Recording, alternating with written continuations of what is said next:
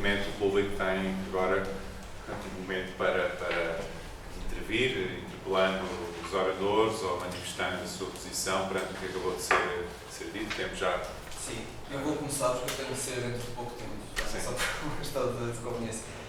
Bom, tratando-se de um ataque coletivo, a minha primeira questão é para a Susana. Tenho alguma curiosidade de perceber neste ataque como é que o género e a nacionalidade dela foram ou são percebidos, não é? E usados nesse ataque.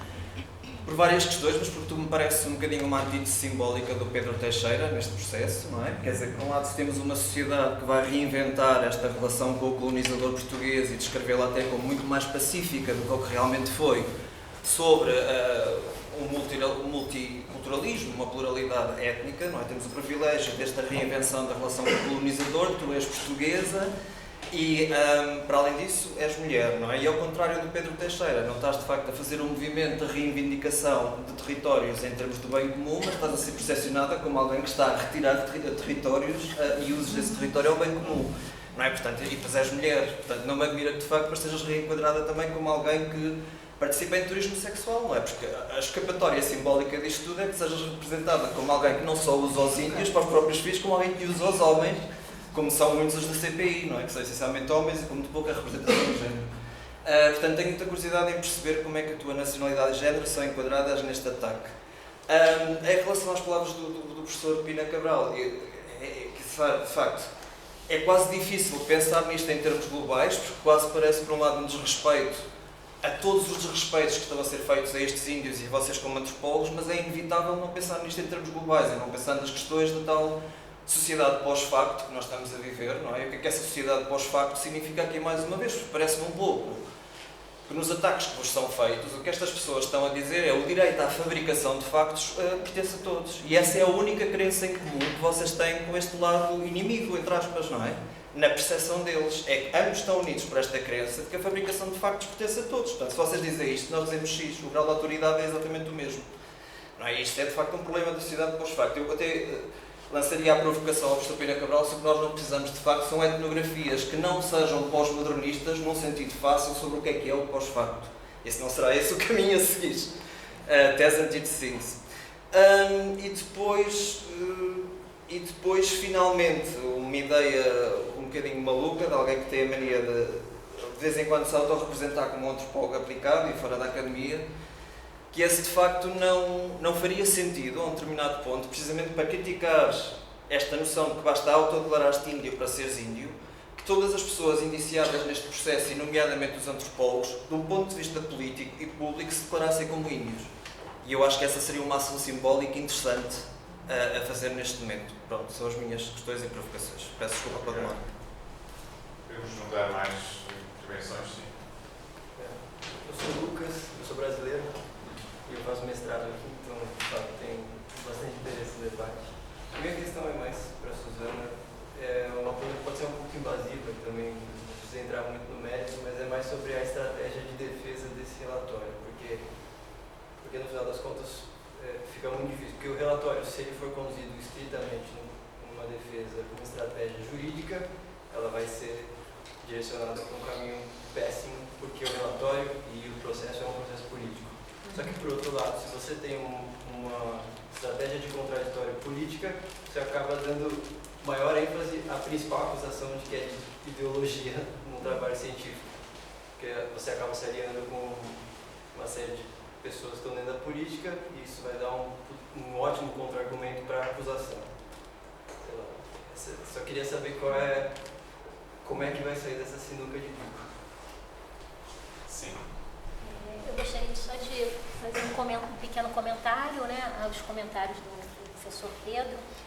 Nós temos no Brasil hoje, na verdade, complementando a questão da reforma trabalhista, etc., nós temos hoje, pensamos que temos hoje no Brasil, particularmente em relação ao Congresso Nacional, mandando o que a gente vai chamar de uma política do BBB, né, que seria boi, são os ruralistas, a bala, são pessoas que usam de expedientes de violência, né, e a Bíblia, que é exatamente a bancada evangélica, né, e vários desses deputados são envolvidos justamente com essas questões. E aí também está circulando, né, no Congresso o que a gente está, que foi chamado como um projeto da escola sem partido, que é muito grave pensando nas ciências sociais também, né? Em que, em princípio, né, se a gente teve um ganho, na minha opinião, né, de que os currículos escolares, né, tenham que fornecer ensino de sociologia, história afro-brasileira, enfim, né, história indígena,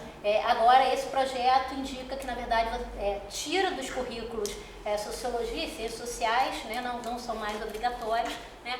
Tem um discurso midiático também, colocando ênfase nas ciências duras, obviamente. Então, temos uma nova geração, em princípio, que seria formada com pensamento, digamos assim, mais tecnicista e menos crítico do ponto de vista ideológico e político, né? E sem contar de empregos para cientistas sociais, eu não vou nem entrar nessa questão, né? Então, nós passamos realmente por um momento muito grave. Fazendo a minha pergunta para a Suzana, como eu estive em Ilhéus, né, nessa região, no ano 2000 e no ano 2002, né, eu podia acompanhar muito claramente, né, vários dos meus vizinhos, inclusive vizinhos de porta, né, que eram relacionados eram latifundiários e que estavam, por exemplo, no interior ou mesmo ali na região, lutando, né, com capatazes, inclusive, né, defendendo suas terras. Eu queria te perguntar, mais ou menos no período que você começava lá a fazer o seu trabalho de campo e depois, agora, com essa situação da CPI da FUNAI, como é que se dá a relação dos locais nessa questão indígena hoje, né? E se eles estão sofrendo maior violência do ponto de vista da polícia nessa região. Obrigada.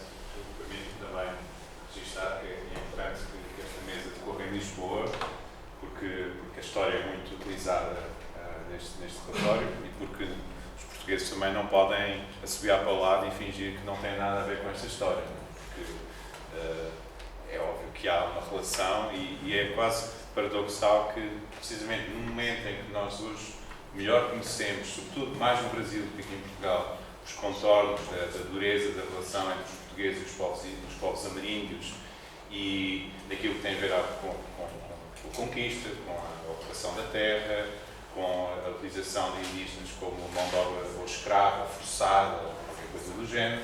É precisamente neste momento que a investigação está, e até graças à pesquisa que o Pedro realizou, que aparece um relatório como este a regressar às visões mais retrógradas e simplistas e ligadas até ao imaginário da colonização portuguesa produzido pelo Estado Novo Português. Então, a história pesa muito também, como o João Pina Cabral dizia, e eu queria sublinhar a importância de se fazer isto em Lisboa, esta mesa em Lisboa, e discutir estas questões em Lisboa como afirmação de que como portugueses e como historiador, há uma relação óbvia com todas estas questões. Mas vamos dar agora a oportunidade aos membros da mesa para responderem, ou apenas uma reação às questões que foram colocadas.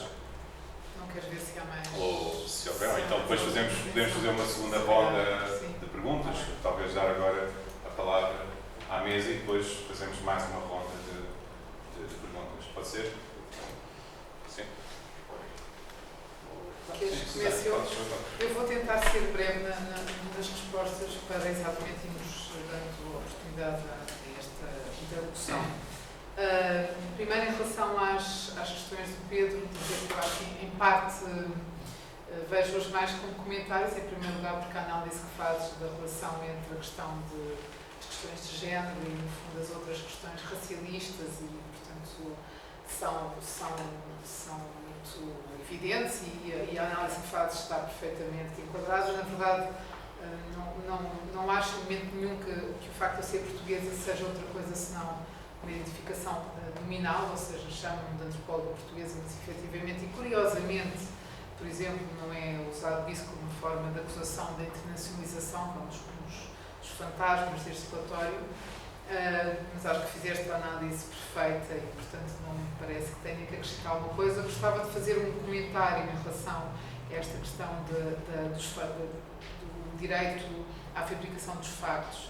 Quer dizer que realmente gostava de voltar a salientar esta importância da questão da verdade que o João aqui aqui colocou e que me fez pensar que precisamente em todos estes casos os questionamentos que estão a ser feitos são antropólogos que, diferentemente de qualquer tipo de posicionamento pós-moderno, têm exatamente a convicção de que aquilo que fizeram é um conhecimento que é um conhecimento de verdade, no sentido de verdade que o João aqui trouxe. Portanto, são, no geral, e é por isso que eu gostei de fazer esta relação com o trabalho da Flávia, são, no geral, antropólogos que não fizeram laudos no sentido, não vivem de laudos, mas vivem precisamente do seu trabalho académico, o seu trabalho é avaliado por pares e tem o conceito de que esse trabalho tem uma validade e tem uma verdade que pode ser usada num processo de intervenção.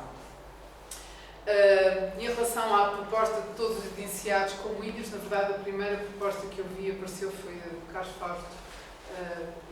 Pensei que era isso que ias propor. O Carlos Fausto começou por dizer porque é que não vamos nos considerar todos indiciados, portanto, era, em primeiro lugar, o movimento era todos os antropólogos estão indiciados, não apenas aqueles que estão listados. E de resto tem havido de facto toda uma discussão, aquela ideia que o próprio Viveiros de Castro trouxe aqui na conferência que deu em Lisboa, do conceito de indígena não apresentar apenas os índios, mas passar a haver de facto, no fundo, esta guerra de que falou o Pedro é tão premente e tão evidente que se há uma guerra e só há duas partes, nós estamos de facto do lado indígena, não estamos do lado nós antropólogos, enfim, do lado. A questão é se concordas com isso como estratégia.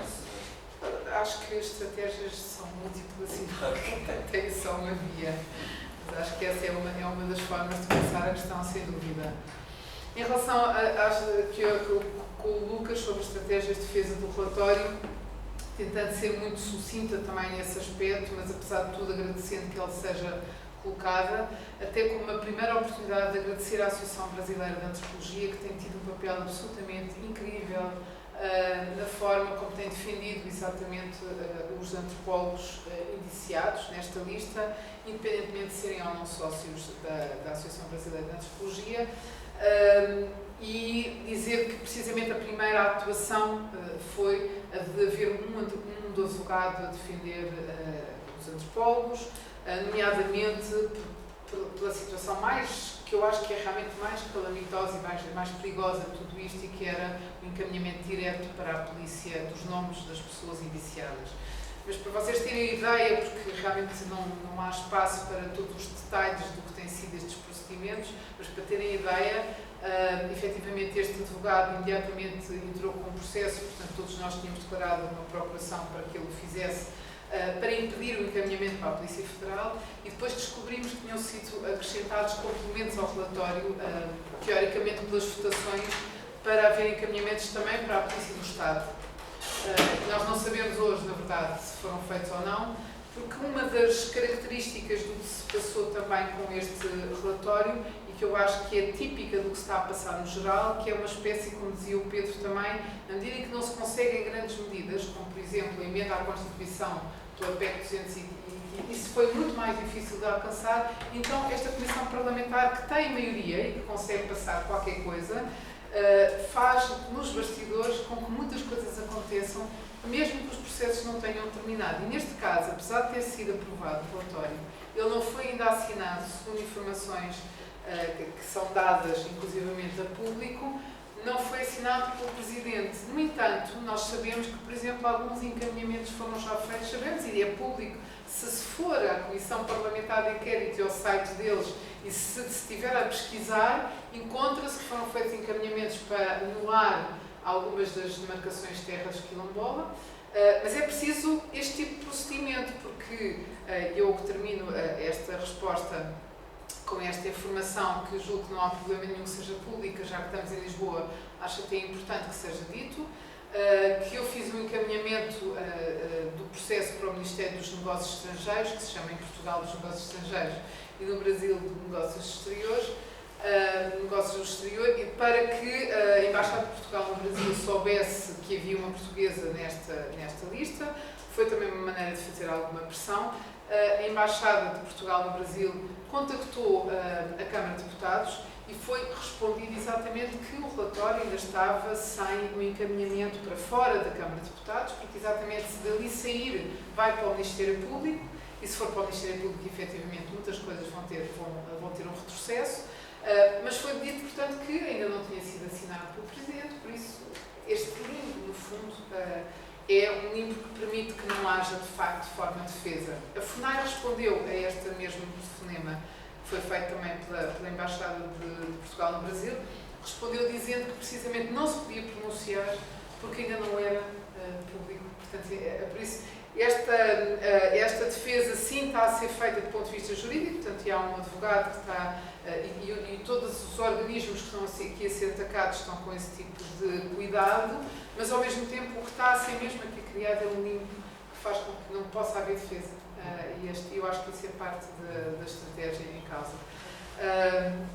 Em relação ao que disse a Sílvia, também ao que dizia agora o Pedro Cardim, eu gostava realmente de reforçar apenas essa ideia, quer dizer, as próprias campanhas de pacificação que muitas vezes aparecem na história do Brasil, da forma do Estado se lidar com a causa indígena no século XX, estavam a ser feitas por Portugal no período colonial, em relação a Timor, em relação a outras partes, a outras colónias, exatamente com o mesmo termo e com o mesmo tipo de intervenção, e portanto este paralelo entre a história de Portugal e a história brasileira, eu acho que é muito enriquecedor e traz-nos novos elementos a serem efetivamente pensados. Em relação ao que a Sílvia colocava, e sendo também muito sucinta, dizer que quando eu comecei o meu trabalho de campo em 1997 e 98, eu gostava de deixar também aqui esse depoimento público. O único receio que esta população, a que eu de facto chamava de índio ou cabocla, porque eles diziam somos índios ou caboclos, para nós essa diferença não existe, tinham uma única razão para não ter ainda voltado, porque não foi a primeira vez. A primeira vez foi de facto nos anos 30, em que eles tentaram o reconhecimento pelo Estado brasileiro como índios para exatamente travar o que estava a ser o processo de ocupação da área que ocupavam. Aquilo que os travava, essa reivindicação, tinha muito que ver com o receio de uma situação de conflito altamente violento naquela região. Eles tinham consciência, eu acho que muito mais do que aquela que eu tinha e que tenho muito mais hoje, de como eram os proprietários daquelas terras, eram pessoas com muita influência ao mais alto nível no Brasil. E, efetivamente, sim, a situação de conflito que se tem gerado na região é gravíssima. Tem havido várias declarações da parte de muitos investigadores que, entretanto, trabalham na região a dizer que estes conflitos resultam da demarcação de terra não ter sido ainda concluída, e é claro que do outro lado da barricada, digamos, ou seja, as interpretações que vêm do lado dos fazendeiros é que eles resultam de facto de haver uma reivindicação de terra, obviamente. Portanto, se tudo continuasse sem essa reivindicação, não acontecia. Agora, devo dizer que é das regiões onde tem havido mais violência. Houve 6 meses em que houve uma ocupação militar da região. Isto foi uma situação absolutamente exceção, de facto, e que não tem sido tão noticiada quanto a de outras áreas indígenas que tiveram este tipo de ocupação. Eu queria usar esta oportunidade para falar disso. Sobre o comentário da Escola Sem Partido, não, justamente um pouco o que, acho que esse quadro mais geral que eu tentei apontar, eu acho que a importância dessa mesa aqui da Universidade de Portugal é também trazer isso à luz, de fato é um quadro que vem se desenhando já há alguns anos.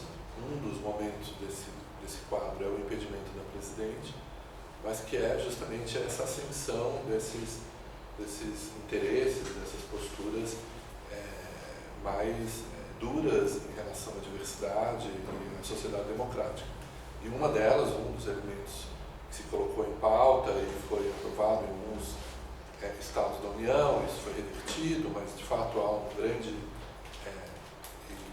conflito em torno dessas ideias, se cristalizam em torno desse projeto, que é um programa de um partido que se chama A Escola Sem Partido, justamente a ideia de eliminar no ensino, na escola fundamental, básica, qualquer tipo de pensamento crítico, externação de opinião, é um tipo de tentativa de calar e silenciar os professores, intimidar os professores.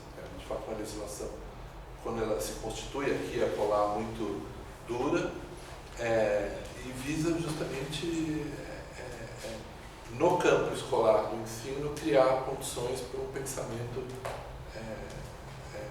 mais silenciado, que é, no fundo, um pouco a externação desse tipo de linguagem, de narrativa, que ilumina, digamos assim, ilustra o relatório da CPI. O Brasil, uma amálgama de povos que lutaram pela nação, isso está o tempo todo sendo dito ali, que é o que deveria ser.